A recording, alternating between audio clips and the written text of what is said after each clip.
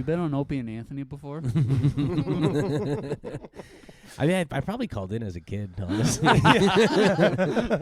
I remember there was a guy in my town who everyone called Red Man. He was like he was this guy who would wander Hanover dressed all in red because of the 60s or whatever. He thought satellites were tracking him. It was like when you were riding bikes around town, you would just be like, "Hey, Red Man!" He'd like be schizophrenic. You'd be like, "That's so funny. I'm 14." And so a bunch of teenagers called into O&A and they were like, "Can you find the Red Man?" And they like went out and found him. And we were all listening to it like it was War of the Worlds. Yeah, I bet.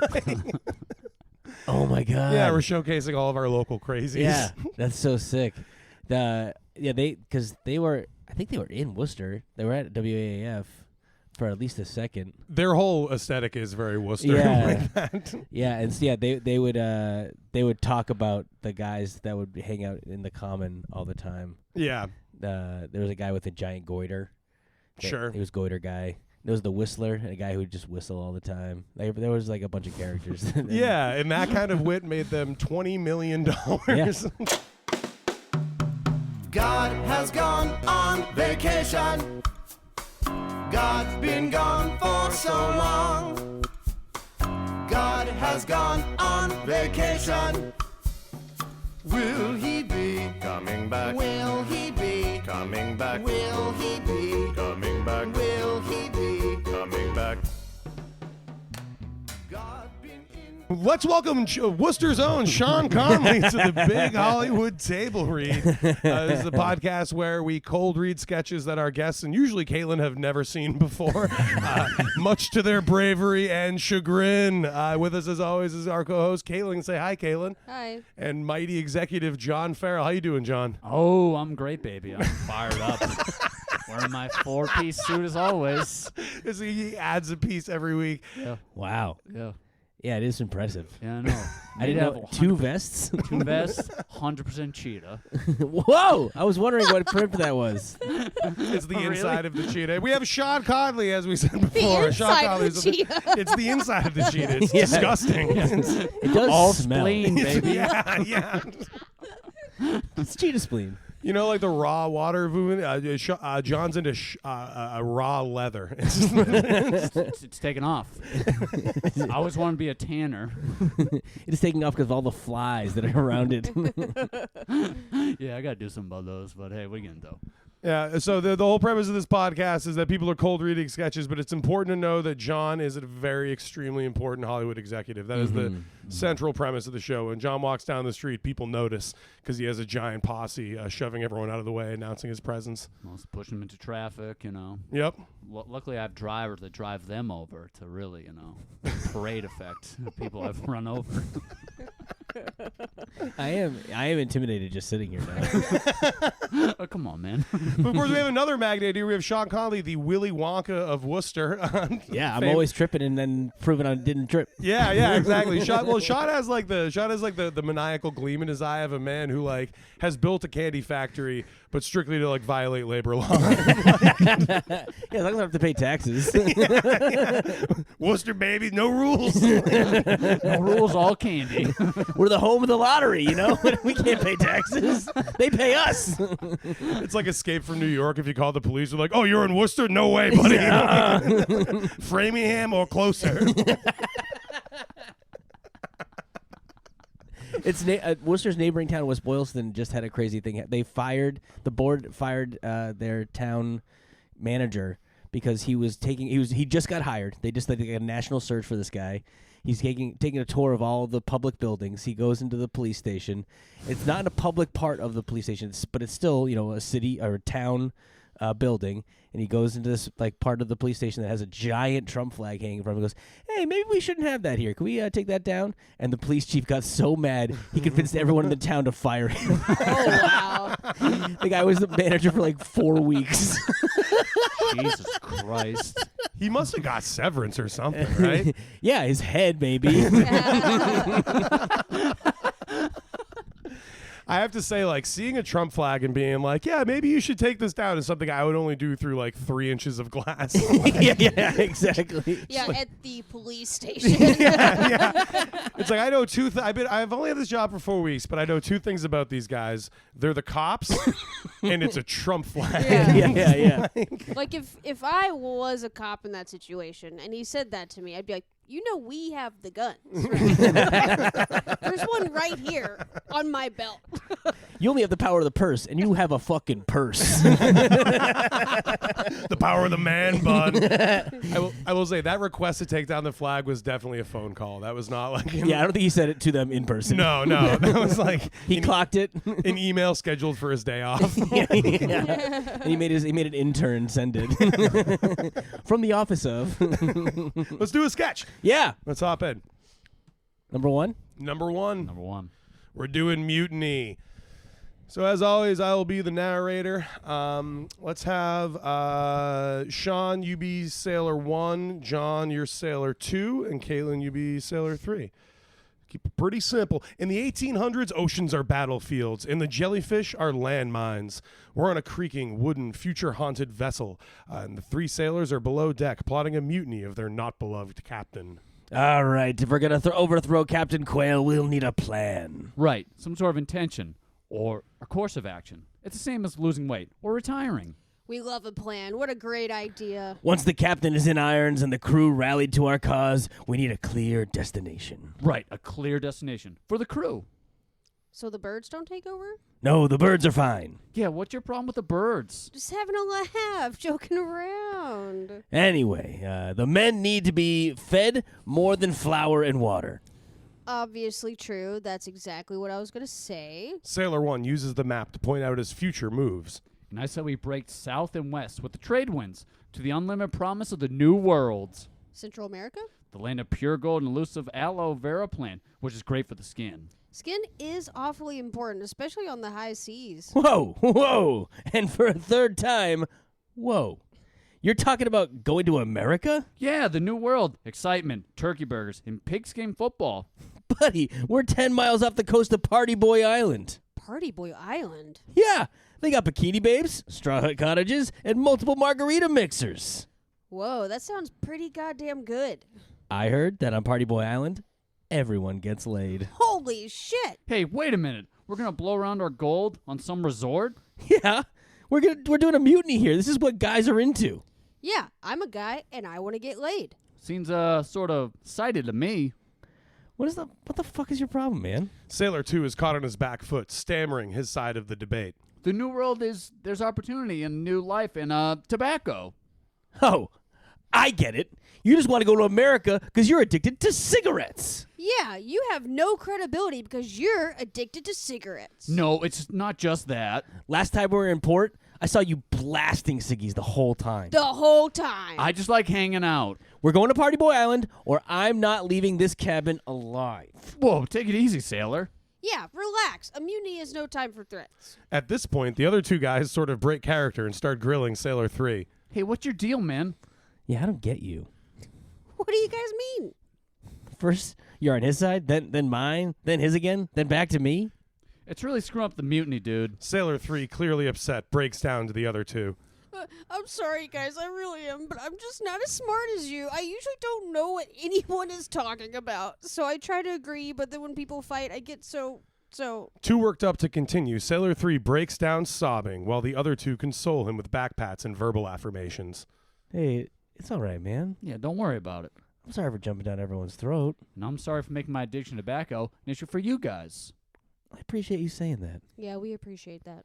Plus, I forgot they probably have 6 at Party Boy Island. Another excellent point. Listen, fellas, I say we go up there, kick the absolute shit out of our boss, imprison him for a later ransom, and take this boat to Party Boy Island. Let's fucking do this. But it turns out the captain was listening through the door the entire time, and when the 3 mutinous sailors get above board, the crew stabs the shit out of them, and everyone takes their stuff. And fiends, scenes, snaps all around. Live theater, this is cinema. Whatever happened to Party Boy Island? Where's that now? I think it got closed down in the latest financial crash. It was all funded by crypto. Oh, God, Just Cape Verde, right? I feel kind of bittersweet about this. Like, you never know the right way to write something. That's like the hardest part. And there was like a whole page on how the economy of Party Boy Island was like supported by the bikini babes selling cigarettes. Like, Oh my god. like it was an import structure, so they wouldn't get as good a return anyway. That's why editing is important. Yeah. I like the world building, but we don't need it in the sketch. Yeah, no, I mean, eventually talk yourselves out of that. I was for it, just to be clear. I'm watching Harry Potter and I'm like, okay, so they have gold, but what is it backed with? Dragon. Sometimes I do think we should just do like episodes where the description is just like, we rate characters in Harry Potter and how freaking epic they are, and just watch like 800 listens. Like, Yeah, exactly. You get so many angry people.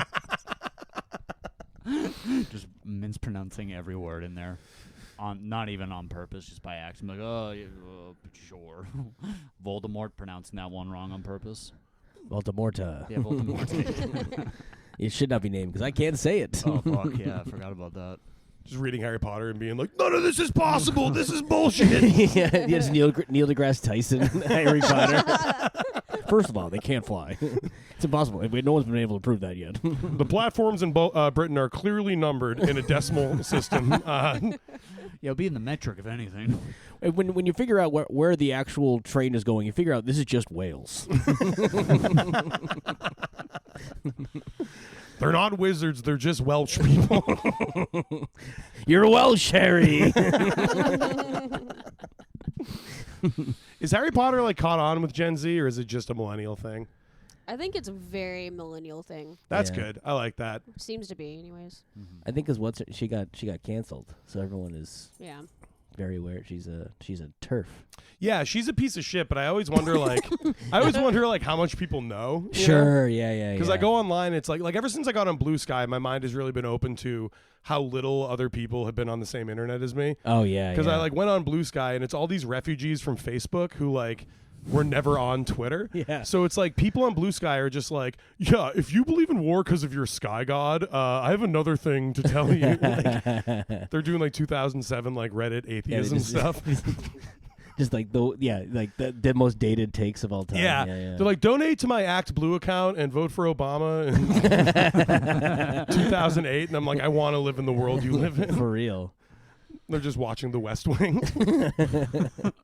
They hear the newsrooms coming out. Finally, the new Sorkin, where they're gonna fix everything in the friggin' courtroom. Some guy's gonna make the big speech, and everything is gonna get better. All right, I was trying to think of this. All right, I've been working on this theory that sports movies should be judged, or genres of sports movie. Which sport has the best batting or the best average quality for movies? So the idea is, if a sport has extremely mid movies, I think baseball suffers because there's so many terrible baseball movies. Sure. It just drags down how good baseball movies are overall, writ large. Mm-hmm. But I was thinking, bobsledding. Bobsledding has one perfect movie. Yep. And no one's ever tried one again, right? Yeah, that's it. So it has the single best one? I can't. I'm trying to grasp at something else, but yeah, everything else gets dragged down. Nobody has. Boxing kind of has great films, right? Yeah. I'm sure there's bad ones. I mean, all the Rockies kind of they start to cancel themselves out. I guess, yeah. Robot Butler, which one's that one? Oh, it's 5. It's 5. That's got my favorite line of it all the time. This ain't last Christmas, and you ain't the same. Is that Tommy Gunn says that? No, his kid says that to him. To Rocky. Amazing. Ruined by his own kid. Do you have a favorite sports movie, Caitlin? Oh, A League of Their Own. Yeah, I was gonna say, right? Which sport's worse though, football or baseball? Because they both have a lot of bad movies. Yeah. I feel like football, but that might be I might be biased. Yeah. I think that's right. Yeah, because I think not that it's the tiebreaker, but I think baseball is a more cinematic sport. Like, Totally. like just some old guy, like Field of Dreams. I don't think is like actually a good movie. I think it's like sappy and saccharine. Yeah. But it like works in a way where like if a football movie is bad, it's like fascist. Yeah, totally. It's like really Christian. Yeah, you Yes. get like nervous watching it. You're just like, oh no, this is like. Am I getting indoctrinated? Yeah. Am I supporting I don't know if it's a football movie, but my favorite portrayal of football in a movie is a bottom of the Netflix queue. At the time I watched it, it's called Pride and Glory, a movie that does not seem real. It's like 2006. Not a Civil War movie? You'd think so. It's Edward Norton and Colin Farrell, and they're mostly in 2006, so they're like grown men. They're like in their 30s, and they're mostly like crooked cops who are solving a mystery, some bullshit. I didn't finish it. It's very bad. But it opens with Colin Farrell in his like late 20s, mid 30s, playing a full contact football game. That's like the cops versus the firefighters. Yeah, we watched that. Yeah. But it's like it's not softball. They had to play full contact, of head to course. toe pads football. Yeah. So weird. It's like the most masculine Are shit you could do. they detectives Pride and Glory? Yeah. Pride, your methods are unorthodox, but you're a damn good cop. Glory, thank you so much. Captain's gonna have Glory's ass. Let's do another sketch. This is one in a many line of car ads. So even though we are sort of sponsored in spirit by incredibly successful Hollywood executive John Farrell, he does not give us a goddamn dime. No, he's too wrapped up ruining a bunch of other industries. So we have to run our own ads. Unfortunately, this is going to be a car ad. It's very real. It's a huge sponsorship. They gave us chips to their own casino, which is better than crypto. Sure. Shaun, you're going to be car dealer 1. Caitlin, you be car dealer 2, and John, you be customer. 2 greasy car dealers are yelling into the camera from the parking lot of a suburban car dealership by one of the less desirable highways. All of the cars are sitting on cinder blocks. Are you looking for a new car? Well, at our dealership, I hope this isn't stolen, Toyota.com, we have all types of vehicles. Red ones, blue ones, cars driven by local celebrities or their cousins. Like, for instance, we sold a car to George Washington, but not that one. Our guy is the one who was in Dinosaur Jr. Nice guy. Pretty good credit. Not my idea of post-punk, though. Too noisy. It's true. My man here prefers a cleaner sound. Anyway, we got cars with 4 wheels and cars with 2 wheels. Some of them have wheels in the trunk. Also, there's stuff that spins in the engine. Those are like wheels, too. And if your car doesn't have enough wheels, we'll give you a brand new fire truck. Hey, I'm a regular everyday customer. Is that legal? Only if you pay cash. And don't tell anyone. Then it becomes illegal. But even if you, the degenerate viewer, don't have the American dollar in hand, we even have a lending firm on site, and you automatically qualify for 0% financing in your first 6 months. Why do I qualify? Because you're standing here. Yeah, I can see you breathing. You're not legally dead. Unless it's part of some kind of scam, then leave me out of it. Unless you want to involve us. I don't. We can also get you into a new vending machine credit card. Is that a credit card that only works on vending machines? Bingo! Hey, buddy, you're pretty sharp. You ever think about a career as a freelance car salesman? Not really. Guess you're not so smart then. Anyway, we're here on the radio or TV or whatever to remind everyone that I hope this isn't stolen Toyota.com is a physical place and not a website. The name is misleading, but it's not our fault. Yeah, we used to have a website, but we stopped paying the hosting fees. Sounds like it's someone's fault. Those fees are a scam. I'm learning how to build a server. And it's not going well. Hey guys, can I go? Not until you show us how to build a website using Wix. I suggested Squarespace, but nobody listens to me around here. Because all your ideas are stupid. Whose idea was it to steal all these Toyotas? You can't say that on TV. At this point, a municipal SWAT team descends on the 2 car dealers, imprisoning them for 90 days. But the video of their arrest goes viral, so they end up really famous and comfortably middle class. The regular customer is defrauded of tens of thousands of dollars, and nobody learns anything. Fiend scene. I love that when you read vending machine credit card, you read it right, but you're like, wait, is that? 100%. That's exactly. I was like, am I gonna? Yep, that's exactly what he wrote. Is it a joke or a typo? Can it be both? And that's how like Tim Robinson writes. He writes so weird. Yeah. Him and Zach Kanan write like English that's not correct, and they say it exactly how they're. Yeah. Yeah. I always think it's like ad-libbed or it's like a wrong read, but then you hear interviews and it's like, no, that's how we wrote it. That's exactly how we wrote that weird sentence that you heard and you can't get out of your fucking head. It's so good. It's such a particular kind of like sloganeering, you know, like like when the guy is just like reading the letter about the oral. And he's just like, I did not see the oral. And you're just like, oh, this is not how anyone talks. No one talks this way, but you believe it in that world. They're going to discover something about his brain after he dies in the same way they discovered that football players that murdered SCTV. Like he's going to die and they're going to study his brain. They're like, it's different. Yeah. It's a Detroit diet of Faygo and weird pizza. He's been breathing a particular type of diesel. Motown, baby. So they got those harmonies. Their brains were broken. Barry Gordy knew what he was doing. Stevie, wonder what happened to his eyes. It was lead poisoning. All right. No, I do think that like I feel like stand-up kind of gives a window into that where it's like of like 50 amazing comics that you happen to know for any period of time, like 49 of them are either themselves on stage, a funny version of themselves on stage, and 150th you're just like, no, that guy's like kind of dumb, but it's in like the right way. It just works. Like, he's effectively got a broken brain. That's 100% correct. You talk to him and you're like, oh no, this is like all you know how to do. Like, I'm not saying Mark Norman, but it's like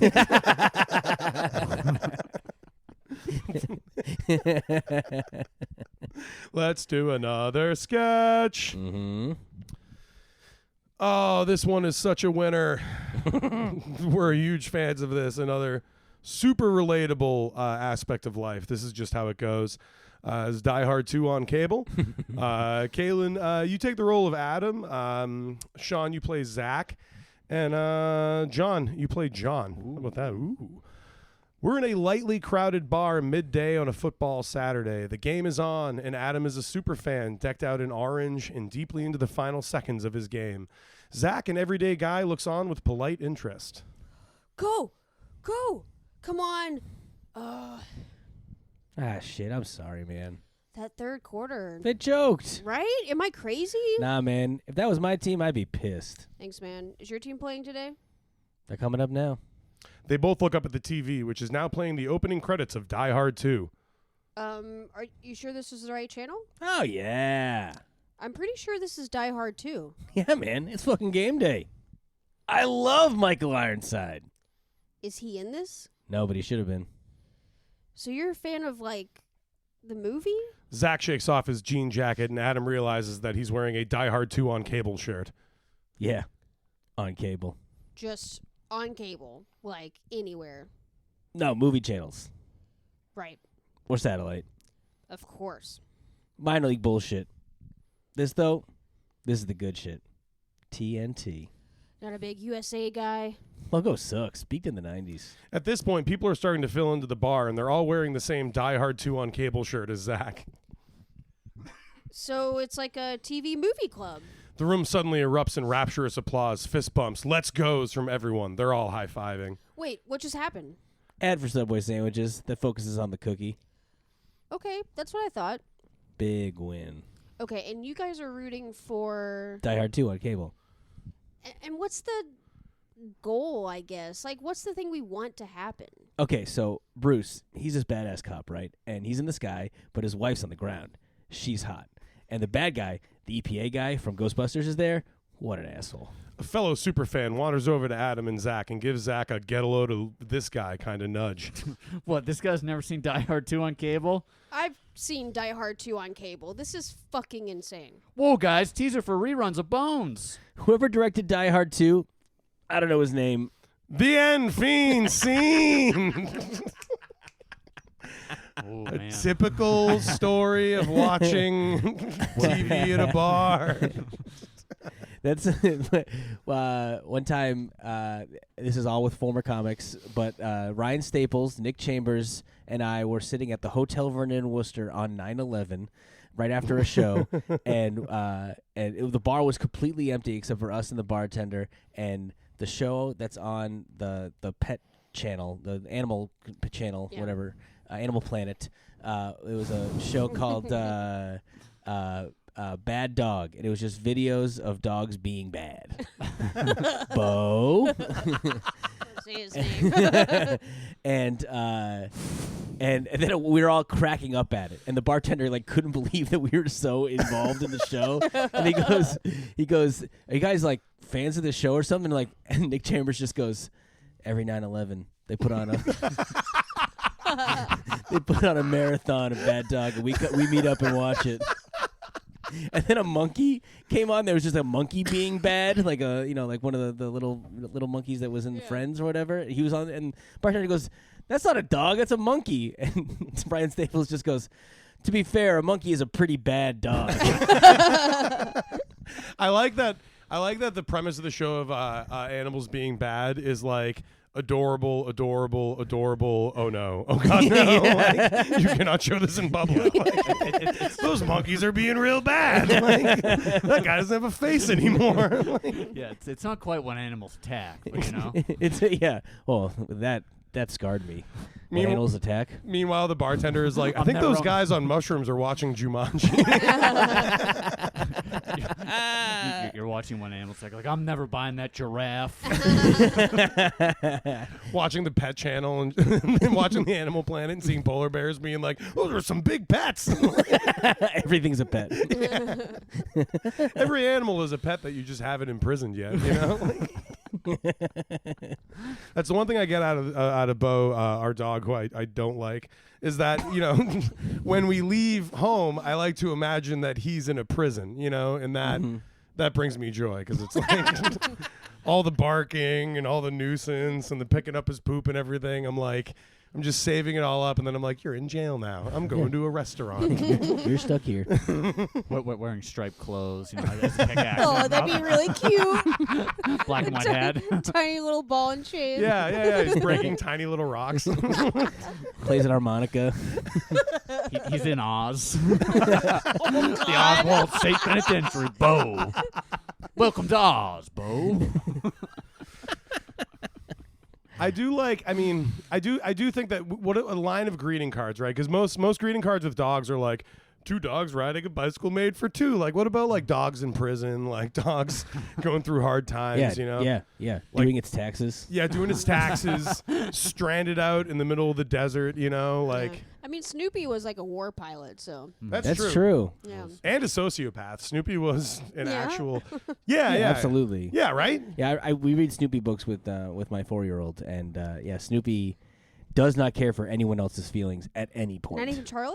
No, especially Wow. he uses Charlie. Yeah. Okay. He totally steamrolls Charlie and like makes him look bad all the time. All right, good for him. There's a part in, I think it's the Christmas one, where something bad happens to Charlie and everyone's laughing, and the last person laughing is Snoopy. His Like, dog. You can hear it. You can hear his like everyone. The laughter dies down from all the children. And it's still Snoopy going, ha, ha, ha, ha, still laughing at him. That's the relationship that Tom and Bo have, except it's opposite. Tom's just laughing at Bo the whole time. Yes.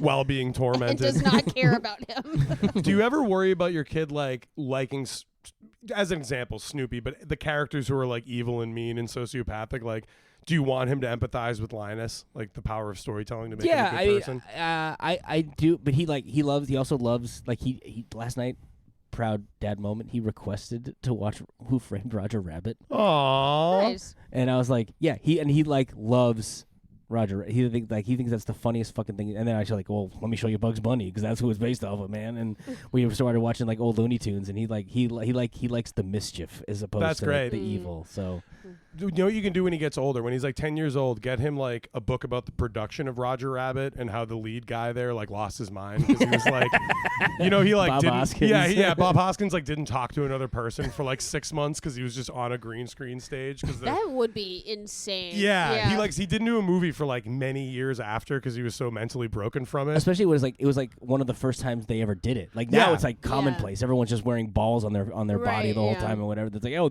this is gonna be a volcano. volcano. Just pretend we're in a volcano Yeah. while you wear all these balls on your. But he was like just going crazy Yeah. trying to save a fictional rabbit the whole and having like a gun put in his face, but it's a guy on a stick holding a gun, just like Yeah. pushing a gun into his mouth. And he hasn't seen any of it. Yeah, there's no precedent. Like, so he's just losing. It's like a Wizard of Oz level, like a production that almost like killed a man. Okay, this next cartoon, she's super hot. Dude, you know how Looney Tunes didn't have any big bazoombas in it? Like, we fixed it. It's just like a New York Teamster, like, here I am, baby. Pretend I'm sexy, baby. I'm getting time and a half right now. All right, let's do another sketch. Let's jump into number 4, Fender Bender. This one is We killed John. so John is John's. Are you thinking about this one? No, that horn. the Teamster being sexy got you. Teamster being Jessica Rabbit. Hey, baby. Crying. All right, so this one is a bit of an undertaking in a good way. So something I learned is that if you want two people to speak over each other in a script, you put the lines side by side, which I'd never known. So that happens in this. So just know that when you see scripts, when you see dialogue next to each other, just talk over each other like It's Always Sunny or some shit. Perfect. Great. Okay, so Kaylin, you'll play Patrick. Or a podcast. No. Yeah. Tell anecdotes about yourself and then fake laugh. Kayla, you play Patrick. Shaun, you play umpire. Bit of a reveal there. John, you play officer in this very normal sketch. Rush Hour, a time when everyone wants to get somewhere all at once to watch a delightful film starring Jackie Chan. But instead, our hero Patrick is on the side of the road getting out of his car after a light fender bender. He got bumped by the guy behind him and is getting off a cell phone call as he gets out of the car. Yeah, honey, I'm sure it's fine. I gotta go. I'll call you after I get their info. A fully uniformed umpire bursts out of the other vehicle, yelling all of the famous umpire slogans along with weird karate pointing. Strike on you, mister. Your failure to yield. Hey, man, you hit me. That puts you at fault, you fucking bozo. Play ball in court. My lawyer will kick your ass. Are you kidding me? What is your problem, dude? Foul! You're outside the lines. Now watch yourself there, buddy. Keep it clean. Oh, my God. Do you even have insurance? Young man, I am fully insured with collision and a reasonable deductible due to my excellent driving record. How can you even see where you're driving with that fucking thing on your face? At this point, it's worth pointing out that umpire is truly wearing the full uniform, shoulder pads under a huge blazer, and the face cage down over his face, even when they're arguing. You know, I don't even have to take this. You need to calm down before I call the league. The League of what? Tell me the name of the league. The boys upstairs. You want me to call New York on an old-fashioned landline phone with no buttons? Because I'll do it.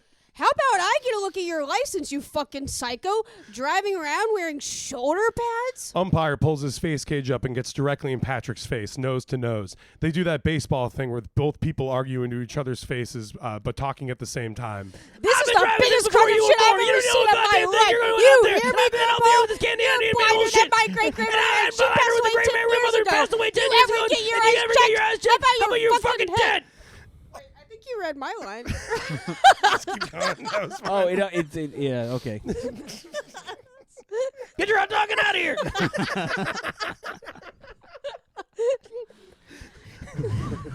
All right, that's enough out of you, Chief. You're out of here. You got a lot of nerve to boot me after the shit you pulled, buddy. Ball one. My front bumper is totally fucked. They both turn and see that the umpire's front bumper is indeed totally fucked, while Patrick's bumper actually looks fine. Wow, not even a scratch on mine. Another thing about this whole situation that is totally bullshit. Hey, man, that thing was about to fall off anyways. Ball two, because you're missing the mark with your presumption. I get the metaphor, man. At this point, a police cruiser pulls up. An officer rolls his window down. You guys need a hand? Everything okay? This motorist is out. God damn it, Jerry. Is that you? I'm the home plate official in this district. Hut, hike. Okay, that's not even a baseball thing. Jerry, we talked about this. You can't umpire the public. Only sanction baseball games on a baseball diamond where you're been invited. Ball three.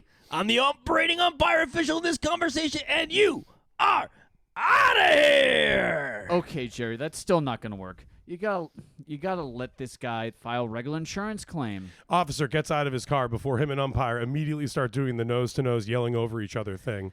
I've been Can't calling run games here around in since the you were place in inside that for weird 30 shin You're doing pads. any Yell job at these for me. people Why by the don't you side take of the it back to road cheap seats? All or right. at the You're big supermarket, time with me. Jerry. Oh, We go back have to the cause luxury to find you box, at this pal. point. It's been a consistent problem in this community.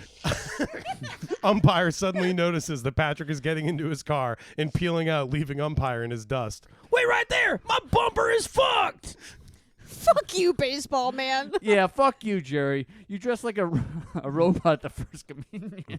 The other two guys speed away, leaving umpire in their literal dust while he does karate chop finger points and weird kicks in his business casual slacks and dress shoes. That's rude. No good. Get out of here. I am pissed about my fucking car. Hut, hike. This is going to be why my wife leaves me. Foul ball. Fiend and God. scene.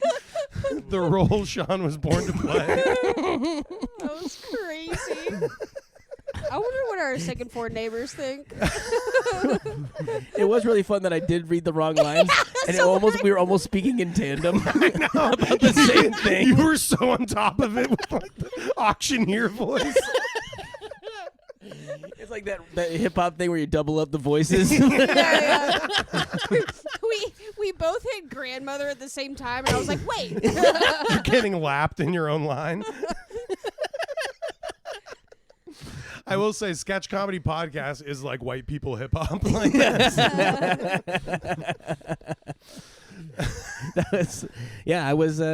I umpired for a bit. I know. It wasn't like everything didn't just magically line up. You have to toss anybody? No, because I taught I umpired when I was like a teenager, like from like minor league games. One time I did call a foul ball. A kid hit a ball really far.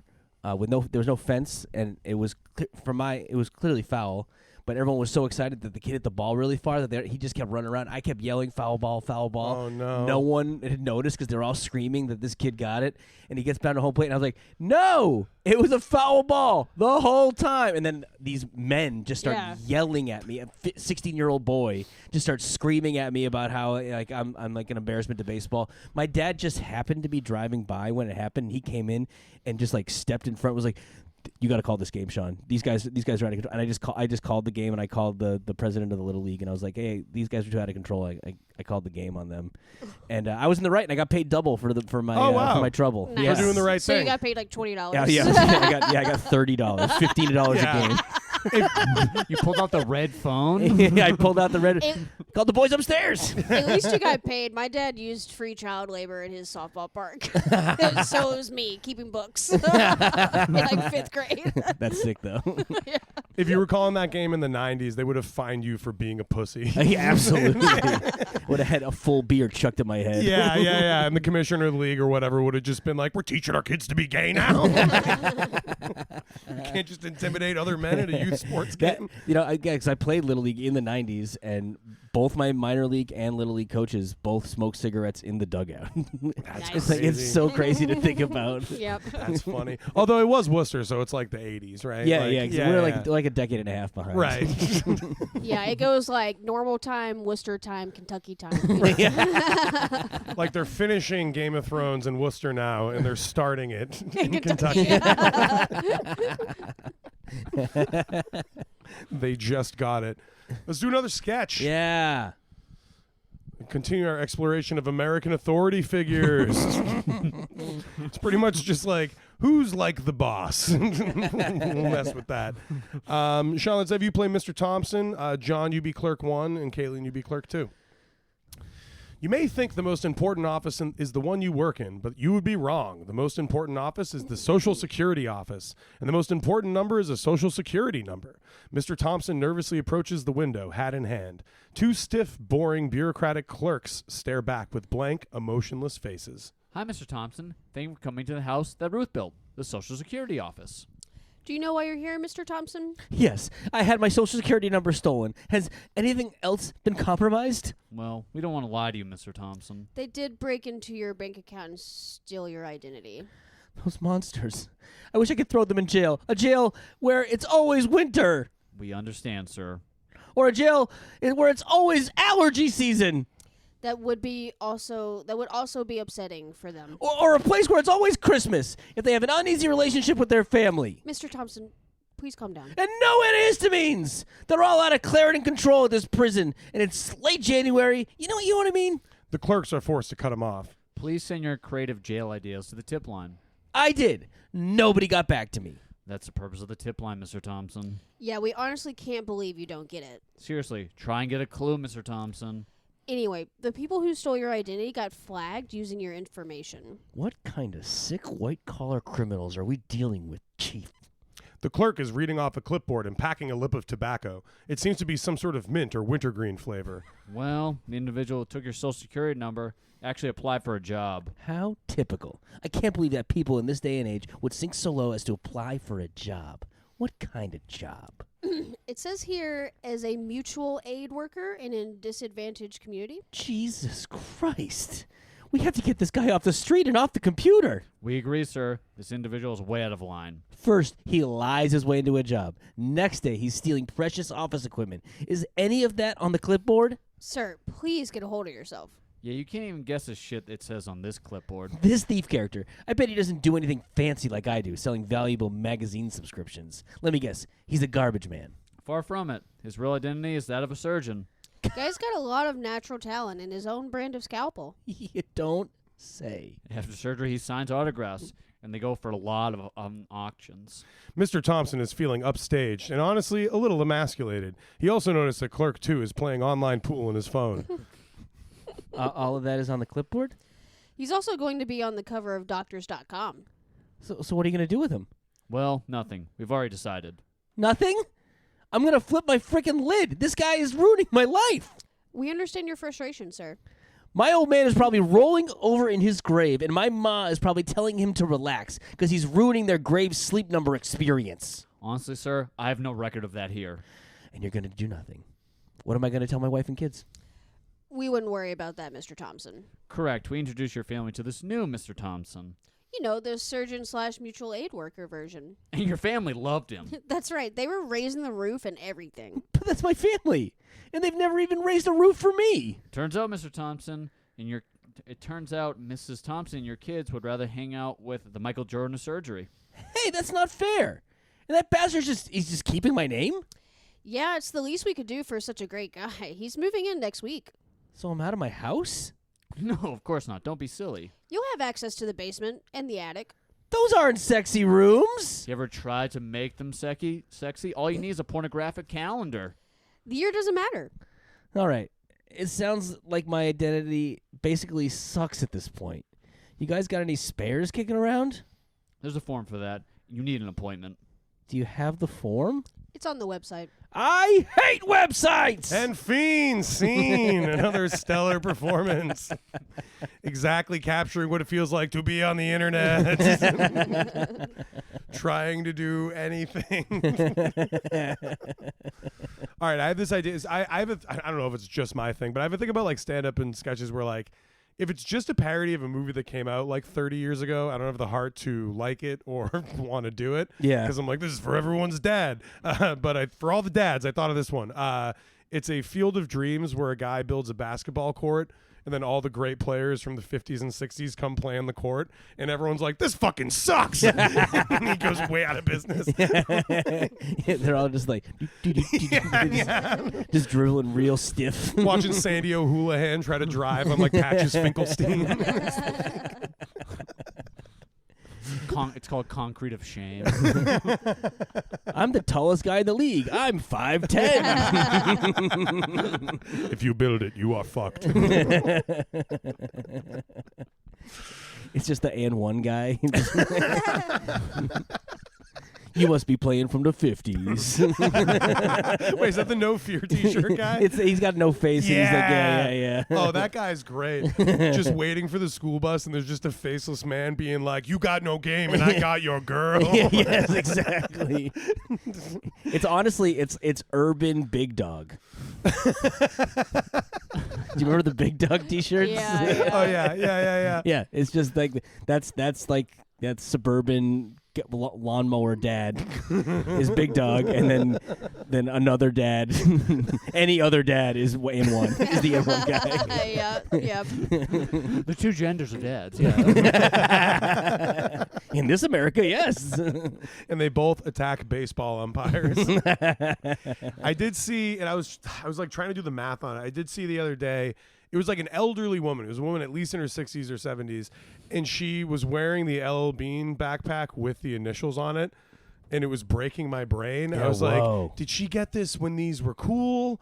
Is this her granddaughter's who's now an adult? Like, Yeah, well, I haven't seen one of those since like elementary school. and she was like old, so I was like, did she like just get to this? Like, she just Was like, it a new looking backpack? It wasn't in bad shape. It wasn't like, Whoa. yeah. Interesting. So just like, So I think the grannies might be coming back with like rolly backpacks and That's like, actually kind of sick to like own that. Like, Those had like a really drastic like downfall in my school days. I feel like at first it was like a rich kid, cool kid kind of thing to have, Right. and then it just quickly turned into like a nerdy, like you're a fucking loser for having that. Oh, that's funny. Do you know what it replaced it? Just like regular backpacks.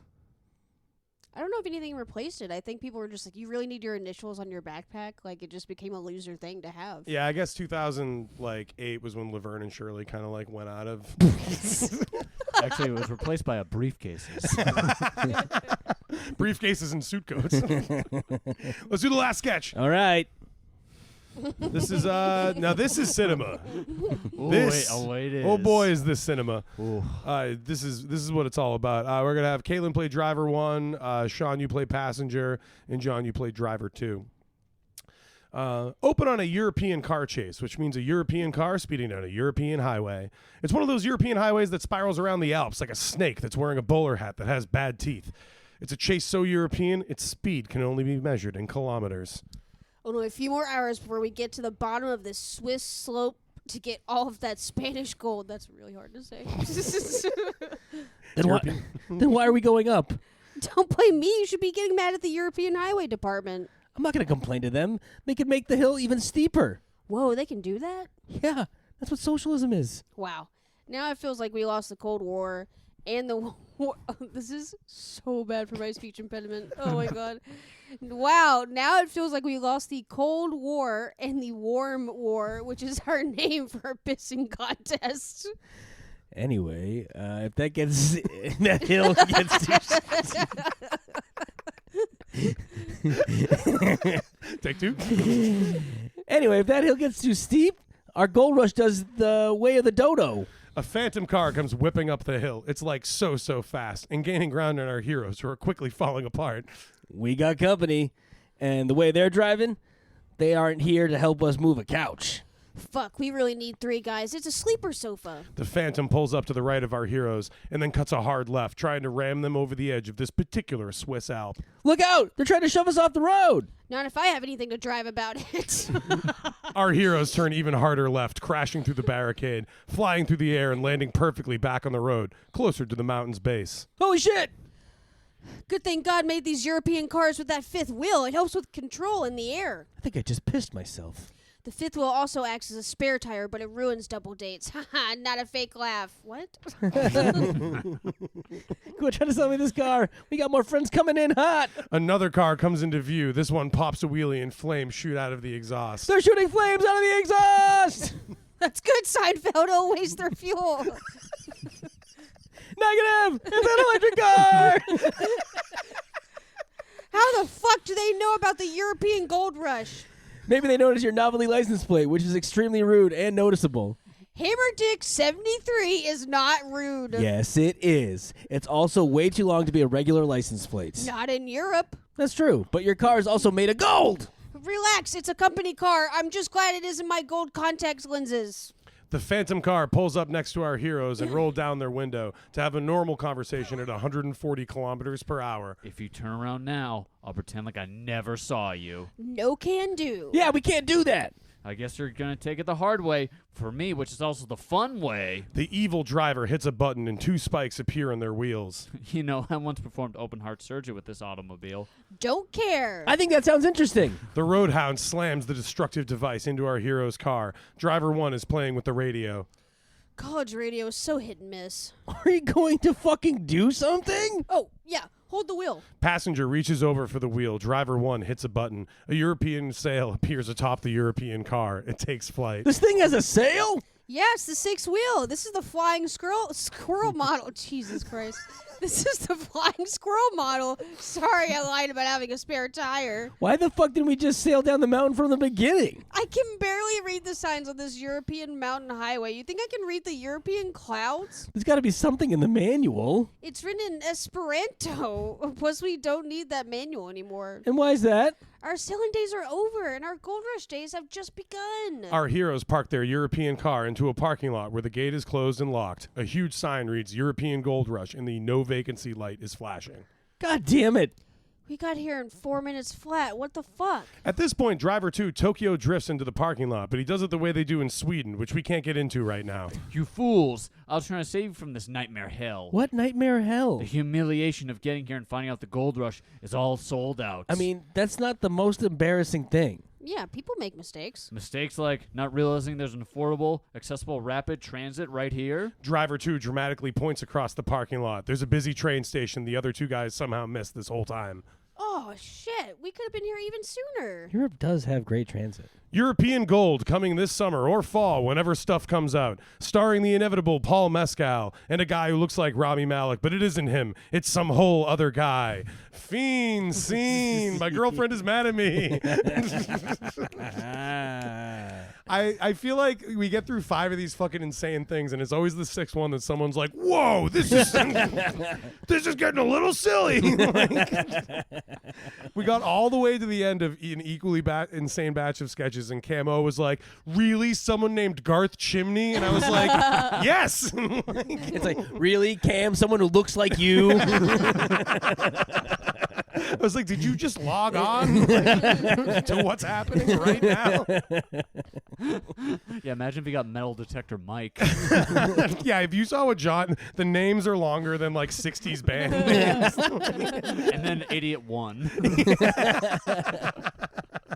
Well, this has been the Big Hollywood Table Read. Shaun Connolly, thank you so much for doing it. Thank you. Thanks for this was really fun. Yeah, dude, this is a blast, and so glad you were able to stop by and lend your amazing skills. Least of all, your umpire skills, which are phenomenal. You're out. And I'm just glad we made it through the record without getting kicked out of our own apartment. You know, like he's got that guy. Once an umpire, you're always Don't test me. traveling god. Shaun, where can people find you online, real life, doing shows? What are your shows? Plug your shows. I do a monthly show at Coney Island, which is a 100-year-old hot dog restaurant in Worcester. Not at Coney Island in Worcester. Yeah, it's called Coney it's Island. George's Coney Island hot dogs. It's a 100-year-old hot dog restaurant. It's so fun. It's the funnest show in New England, I think. Yeah, the hot dogs are so good, too. The show's Yeah. good, but Yeah. Caitlin loves the hot dogs are great. yeah, I mean it's a selling point on both ends. It's Yeah. really, And open mic at Ralph's. every Tuesday. We love that. And they can find you online at Sir Shaun Connolly. Sir Shaun Connolly. Find Shaun. Oh, and King of Worcester on Blue Sky. Oh, King of Worcester on Blue Sky. Yeah. I got it. Bend the knee to the King of Worcester. This is the Big Hollywood Table Read up top. John and Caleb, we did it. Great job. Coming back. Coming back. He won't be coming back. He won't be coming back. He drove too drunk and now he's sunk. He got a DUI. He killed a cop. He didn't stop. And now he's gonna fry. Knife fragments embedded in the back of his skull. Additionally, the big man was shot, hanged, electrocuted, pressed, flayed, burned for 10 days.